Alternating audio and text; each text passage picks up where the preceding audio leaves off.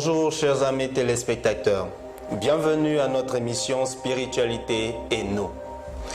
Je suis votre humble serviteur, Monsieur Isaac Lakbé, et notre thème du jour est l'homme, le karma et le destin. Nous sommes avec notre invité, Monsieur Hippolyte Fatumbi, grand spiritualiste. Bonjour Monsieur Hippolyte, bienvenue à notre émission. Bonjour Isaac, je vous remercie pour votre invitation. Ok. Alors, notre thème du jour est l'homme, le karma et le destin. Alors, très cher invité, dites-nous, qu'est-ce que le karma? Le karma, c'est une théorie selon laquelle, lorsque vous commettez une faute, vous avez nécessairement la récompense. Mais le karma est vu dans son aspect négatif. Une mauvaise action a toujours une conséquence négative. Mais il y a aussi ce qu'on appelle le dharma, qui veut dire aussi qu'une action positive trouve aussi une conséquence positive. Donc le karma, c'est les conséquences des actes posés qui ne sont pas dans le sens de l'ordre divin. Qu'est-ce que le destin? Le destin, c'est ce qui préfigure la fin d'une vie. Mais sur le plan spirituel, nous pensons qu'il y a deux types de destin. Il y a le destin d'une vie, mais il y a ce qu'on appelle aussi l'ultime destinée. Et pour bien expliquer ce qu'on appelle le destin, il faut qu'on apprenne à connaître l'homme lui-même dans toutes ses dimensions. C'est pourquoi mon thème qui parle de l'homme, le karma et le destin est bien approprié. L'être humain a en son sein ce qu'on appelle une âme. Donc pour comprendre vraiment la destinée, il faut comprendre le mystère de l'âme. Et je pense que nous avons fait une émission ici où on a parlé de la réincarnation. En cela, nous trouverons la clé de ce qui est essentiel. Nous avons parlé, par exemple, du nom de Dieu Jéhovah et que les Hébreux ne prononcent pas. Ils appellent ça le nom imprononçable de Dieu. Ce nom est en effet composé de 4 lettres. Yod, du Ré, du Vav et du deuxième. Et j'avais dit que les Hébreux l'appelaient Seigneur. Mais il faut ajouter en plus du Seigneur, le Seigneur d'un temps. Parce que c'est dans ces 4 lettres que réside en réalité notre destin. Symboliquement, chacune de ces lettres représente les 4 principes sur lesquels fonctionne notre univers. C'est simple à comprendre. Et nous disons que la spiritualité, elle est scientifique. Si nous essayons de comprendre que ces 4 lettres sont à la base de notre devenir, nous allons comprendre pourquoi les Hébreux disent que ce nom est imprononçable. Ce n'est pas un nom à prononcer, mais un nom à vivre. Et il est à la base de notre destin. Ainsi donc, ces 4 lettres, avec leur mémoire, lorsqu'un enfant vient au monde, et vous voyez dans toutes les traditions d'ailleurs, les gens parlent d'astrologie, mais brièvement, l'astrologie va permettre de déterminer le destin de ce enfant. C'est-à-dire, dans le patrimoine, dans son âme qui est arrivé sur terre, nous pourrons analyser et voir le degré de pollution, de corruption, de perfectionnement de chaque élément. Vous savez très bien qu'il y a 12 signes du zodiaque, mais il y a 4 éléments. Il y a les signes de feu, il y a les signes d'eau, il y a les signes d'air, il y a les signes de terre. Donc, lorsqu'un enfant ou une personne va naître dans un signe particulier, nous pouvons savoir exactement le projet de l'âme et en même temps les capacités que cette âme a à s'en sortir ou à ne pas s'en sortir. Donc, l'astrologie, la vraie, permet de savoir qui est cette âme qui est là, quel est son projet d'âme, et que nous puissions nous donner tous les moyens de succès au cours d'une vie et non de prévoir l'avenir.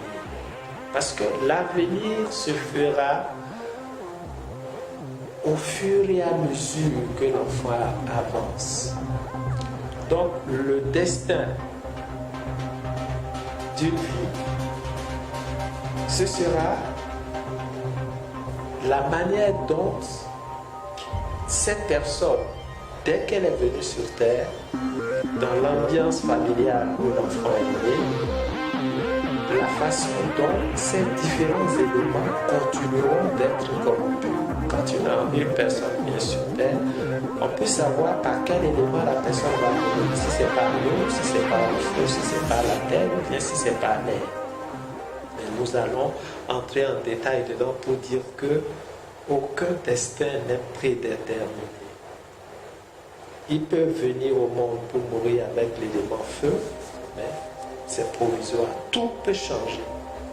Donc si nous travaillons sur nous et que nous changeons les qualités de ces éléments, l'être humain a la possibilité de changer complètement ce qu'on appelle le destin. Voilà pourquoi pour les astrologues, pour l'astrologie kabbalistique et les astrologues kabbalistes, le destin n'existe pas. Il se forge au fur et à mesure avec les décisions que nous prenons, avec les sentiments que nous manifestons, avec la raison et avec les actes qu'on pose.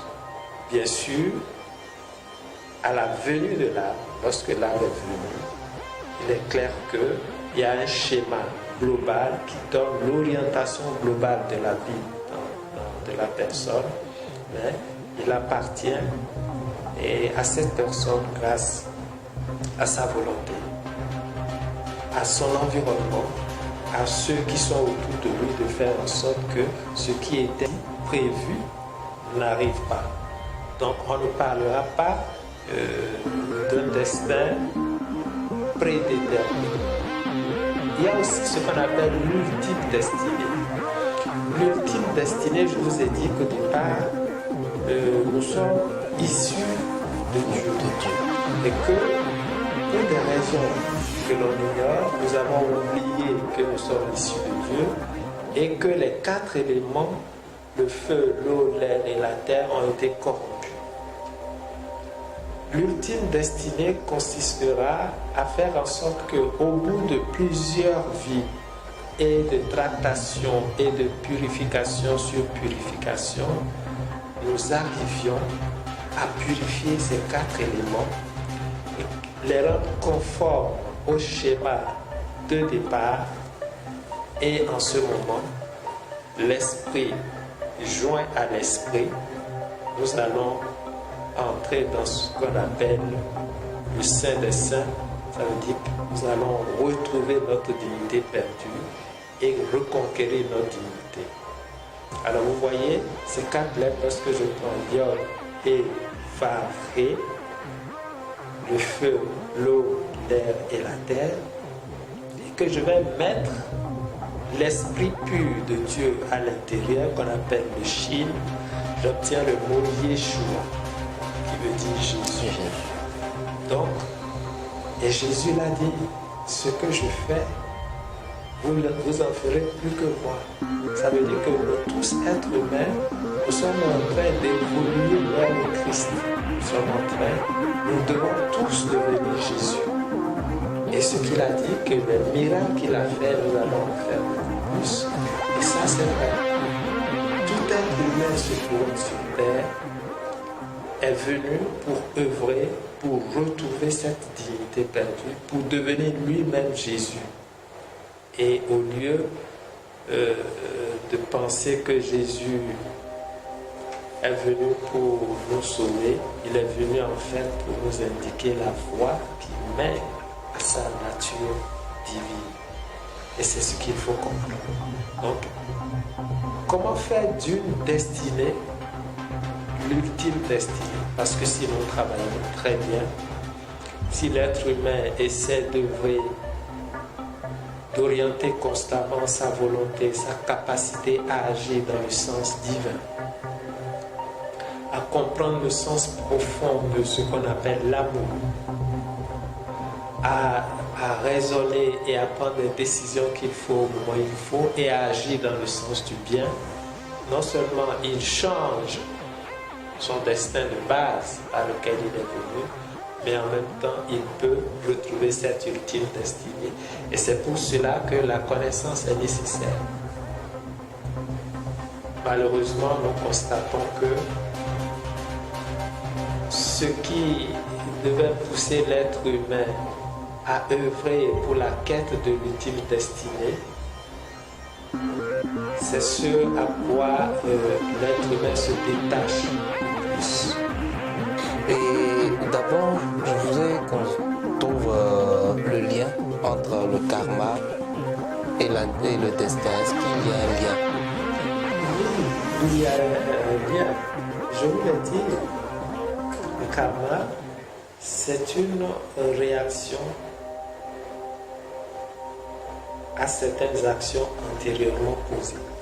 Ça fait que c'est des choses que nous vivons, on ne comprend pas, on maudit le monde. Mais en fait,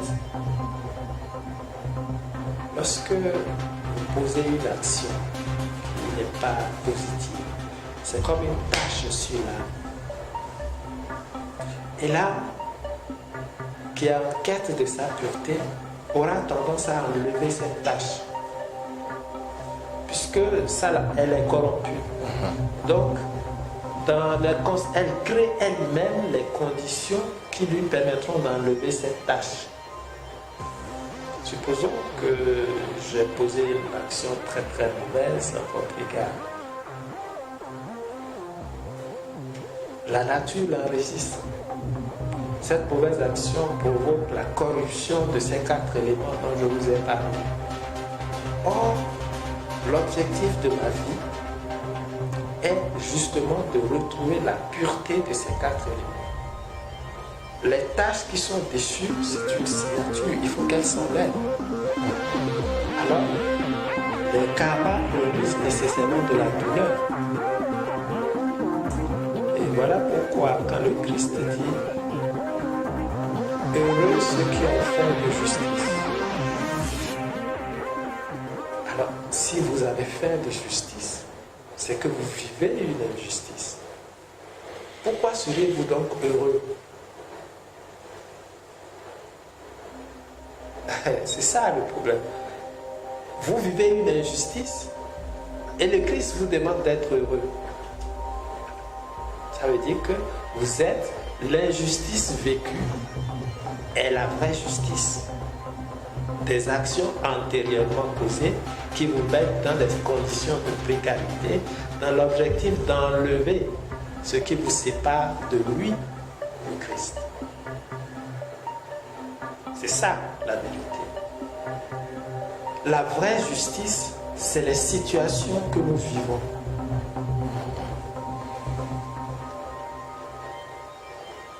C'est difficile à comprendre, mais on n'est pas venu sur terre pour nous amuser. Nous sommes venus pour... On n'est même pas venu pour apprendre. On connaissait tout, on était divin. Comment un divin est venu pour apprendre? Non, nous sommes venus pour nous récréer en tant que Dieu. Et cette récréation engage nécessairement des contraintes. Il faudrait que vos auditeurs lisent attentivement les béatitudes. Sermon sur la montagne, tout ce que le Christ a dit, a son sens profond, qui veut dire que la souffrance, elle est libératrice, elle est provoquée par notre ignorance et par le fait que nous étions à l'origine séparés de notre source et que nous sommes en train de reconquérir notre dignité perdue. Alors, qu'est-ce qui est bien, qu'est-ce qui est mal? À chacun de répondre. Alors, si le destin, comme vous l'avez dit, comme vous l'avez défini vraiment dans cette belle introduction, existe ou pas, alors est-ce qu'il y a des lois qui les régissent, qui régissent le destin plutôt? Est-ce qu'il y a des lois établies qui régissent le destin? Oui, bien sûr, ces lois ce sont les mêmes que pour toutes les religions. Aimer son prochain, respecter ses parents. Toutes les lois que les religions prônent font partie des préceptes qui permettront à l'être humain de retrouver sa dignité perdue.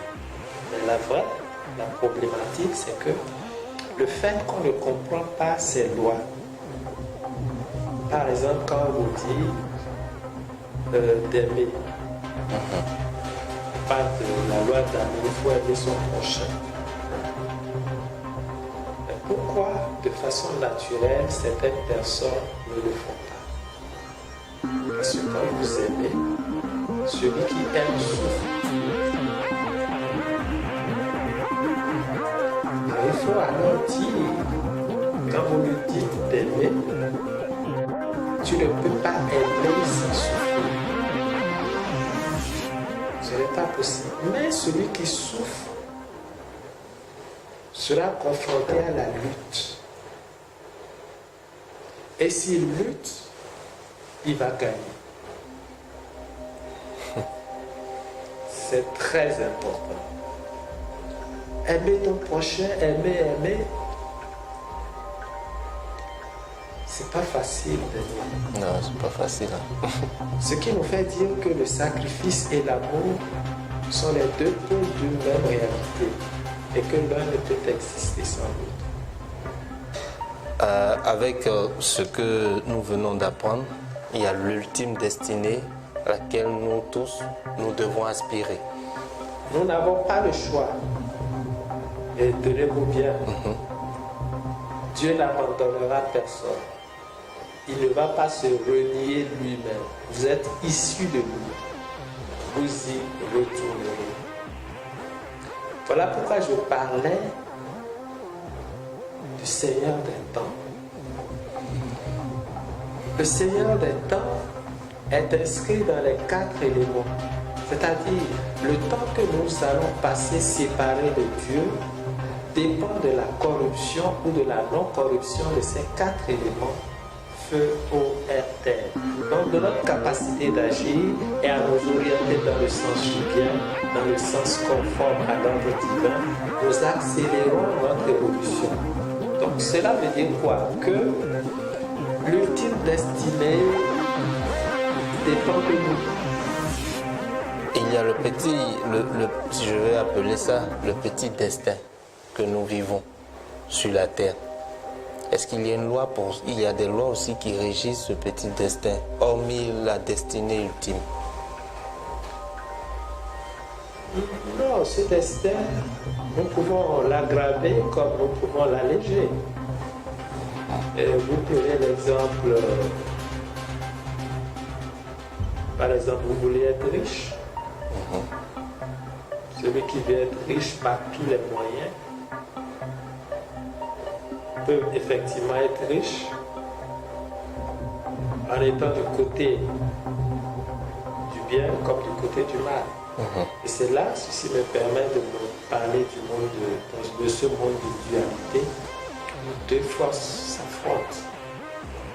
Il y a des forces qui auront tendance à nous séparer toujours de notre origine divine. Ces forces, on les appelle des forces lucifériennes. Il y a des forces qui auront tendance à nous rapprocher de notre origine divine. On les appelle des forces christiques. Je ne vous l'apprends pas, vous savez qu'il y a du bien et du mal. Évidemment, nous pouvons être riches. Nous pouvons être riches en utilisant l'une des deux forces. Donc le destin d'une vie, de cette vie actuelle, peut être au service de l'une de ces deux forces. Vous voyez quelqu'un qui est riche, qui a tout, mais quelle est la force qui est à la base de cette richesse, de cette opulence? On va dire, ah, il est riche, c'est un destin fantastique. Ce n'est que l'apparence. Alors il faut rentrer dans l'essence des forces qui ont servi à cette destinée pour pouvoir se faire une idée de ce que la personne sera quand elle va revenir. Est-ce que ce destin-là n'empiète pas sur le libre arbitre? Non, le libre arbitre, c'est le trésor le plus précieux que Dieu nous a donné. L'homme est libre d'agir dans un sens ou dans l'autre. Le libre arbitre permet d'accélérer ou de décélérer. Quelqu'un qui veut être riche en utilisant les forces lucifériennes, les forces du mal, une richesse obtenue par les forces du mal, par exemple quand je fais la drogue, quand je braque les banques, quand je vis au-dessus de mes moyens en usurpant l'argent des autres. Ça, la personne peut être riche. Vous pouvez ne pas l'attraper durant toute sa vie. Il va mourir tranquille avec tous les honneurs.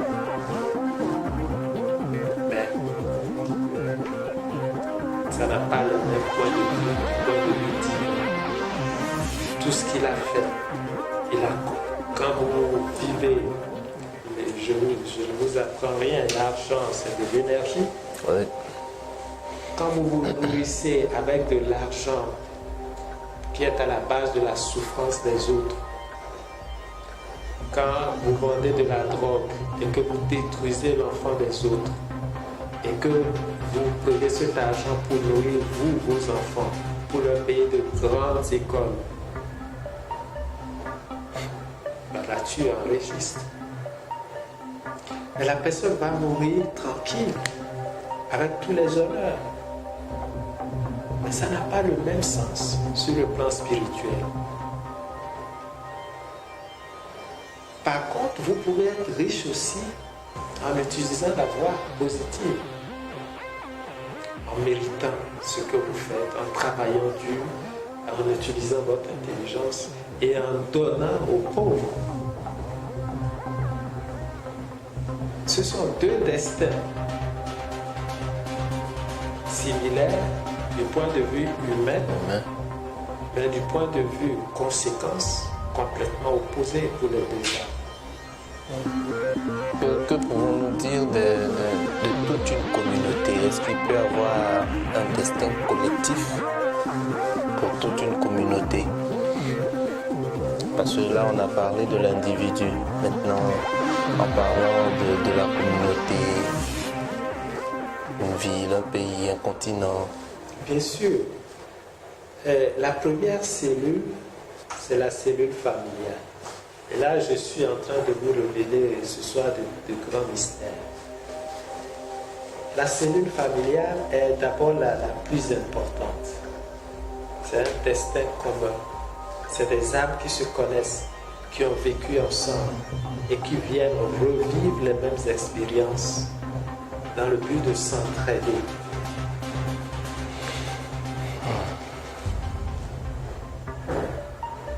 On parle de fraternité d'espérance.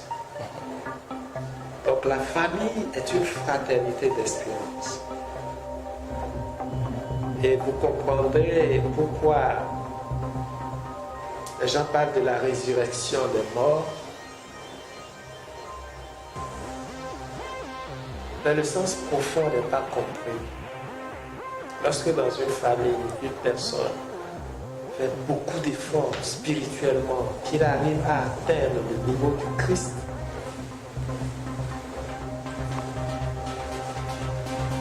cette faculté atteinte au sein d'une famille va rejaillir sur toute la famille à cause du lien qui les unit.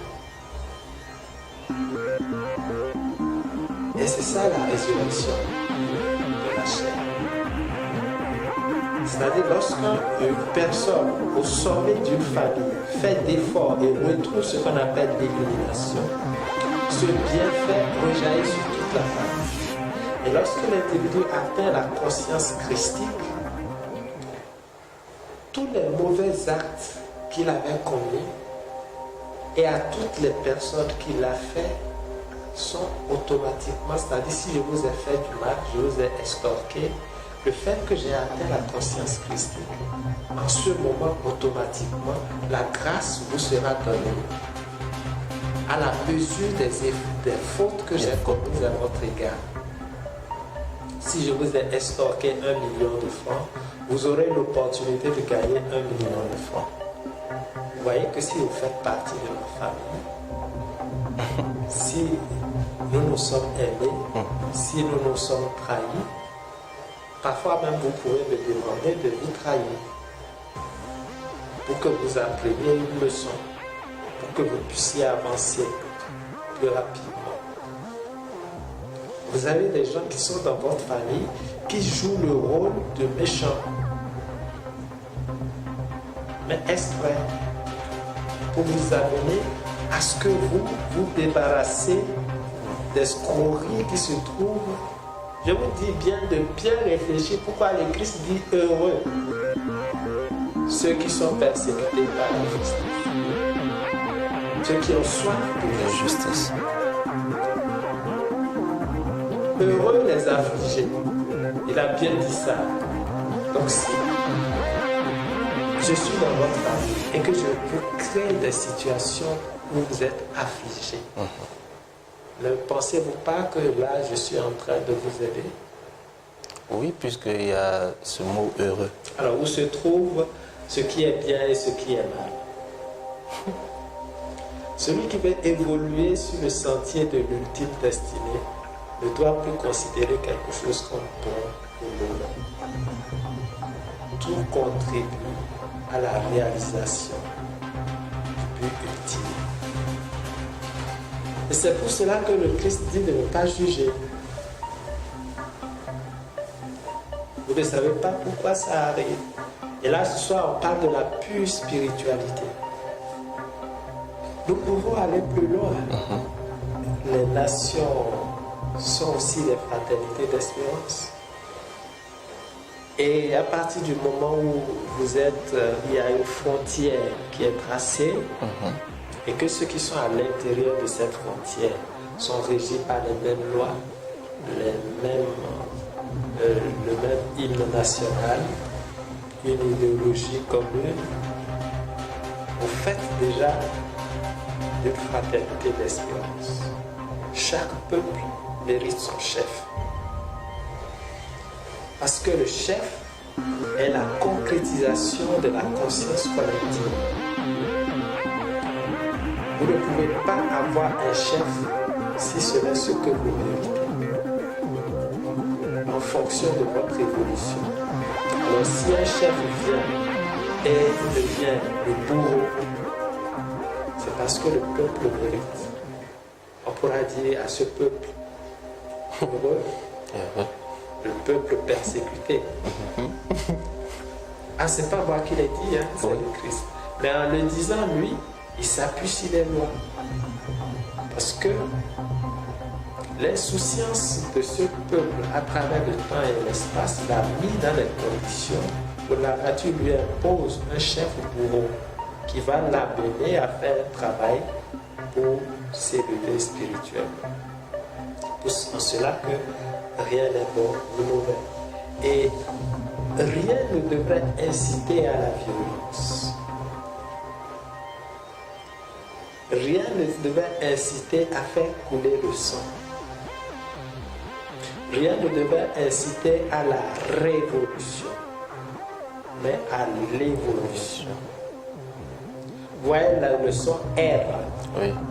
Ça engendre la violence, parce que c'est une lettre de rêche apporte plus d'énergie.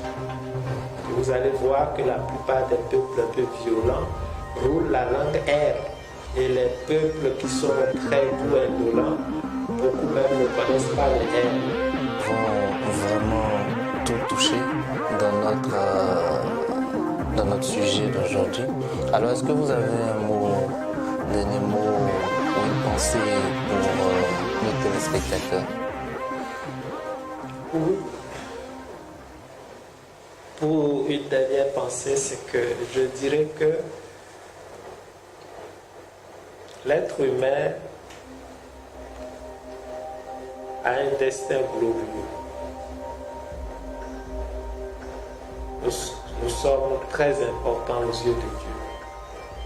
Nous sommes ces enfants prodigues issus de lui, venus dans ce monde de dualité pour voir le fonctionnement du monde matériel afin de repartir en son sein avec toutes les expériences acquises et pour aider lui-même dans son œuvre de création. Donc la vie venue sur terre est une chance, c'est une grâce. Et Dieu nous a donné quelque chose de très cher, la liberté. Puissions-nous prier pour que la liberté ne soit pas un frein pour notre évolution. Parce que la seule destinée qui vaille la peine, c'est l'ultime destinée. C'est-à-dire le fait que nous retournions en son sein, nantis d'expériences terrestres qui vont permettre à la conscience divine elle-même d'évoluer. Et parce que Dieu se crée lui-même. Et nous sommes ses co-créateurs. De lui nous sommes issus, de lui nous retournons.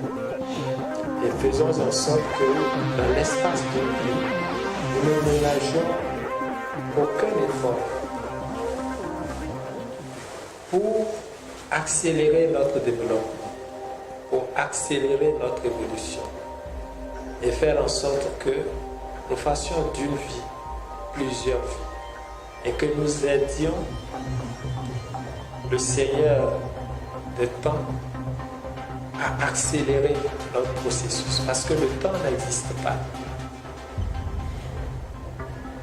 La pesanteur du temps pèsera sur tous ceux qui ont corrompu les 4 éléments en eux, au travers de leur volonté, de l'orientation de leur volonté, de la manifestation de leurs sentiments, soit sous forme de haine ou de compassion, des décisions qu'ils prennent suite à une réflexion et des actions qu'ils posent, ils sont en train d'accélérer ou de décélérer leur propre évolution.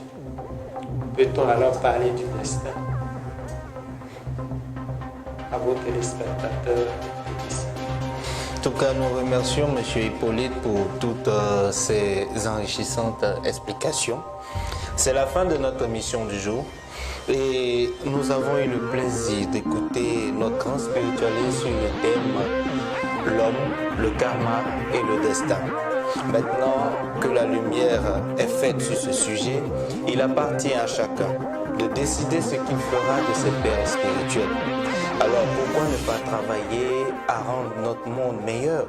Sur ce, nous vous souhaitons la paix et d'ici là, portez-vous bien et à très vite pour une émission avec un thème aussi passionnant. C'était Spiritualité et nous.